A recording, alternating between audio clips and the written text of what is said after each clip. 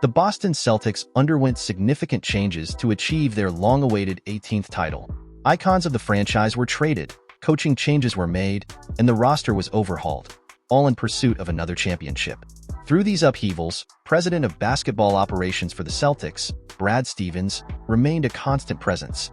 He became the team's coach in 2013, leading them to multiple Eastern Conference Finals. Although these teams fell short of the title, they built a winning foundation that Stevens further bolstered when he took on the role of general manager in 2021. The Indiana native was a key architect behind the Celtics' NBA title in 2024, acquiring players like Drew Holiday and Kristaps Porzingis, who immediately helped Boston overcome obstacles. For his efforts, Stevens was named the NBA Executive of the Year in 2024. Now that the championship celebrations are over, Stevens is back to work, preparing for the upcoming draft. If the Celtics opt not to trade, they will use the 30th and 54th overall picks. While many teams are eyeing a franchise-altering first-round selection, Stevens has been realistic about how a rookie would fit into the current Celtics roster, as reported by Bobby Manning of Celtics CLNS. The Celtics are pleased to have secured their first championship in over 15 years, but they are not resting on their laurels. They aim to repeat with their current core and find a player they can develop from this draft. Why the 2024 offseason might be quieter for the Celtics. Stevens isn't downplaying the 2024 draft class. He's simply acknowledging that the Celtics may retain most of their high-level talent. Porzingis, Holiday, and the current Finals MVP, Jaylen Brown, are all under contract for next season. Additionally, other starters Jason Tatum and Derek White could receive extensions this summer. This leaves little room in the top 5 of the roster for rookies.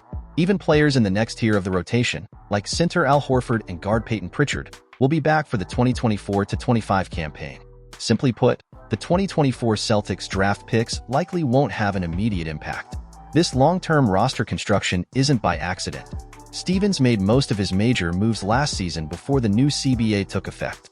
Management heavily invested in the Boston roster, making luxury taxes and surpassing the second limit inevitable. However, as long as the Celtics keep raising banners, responsible parties won't worry about extra fees and restrictions. Celtics majority owner WIC Grousbeck offered his take on their spending habits in an era where teams are somewhat penalized for going all in, as reported by the Boston Globe. "We will get paid in parades," he said. "Boston dreams of a dynasty, and the best way to build one may be through the draft." The new CBA isn't favorable to flashy trades, especially for big spenders like the Celtics. Instead, they'll use their draft picks to hopefully unearth a gem late in the first or second round.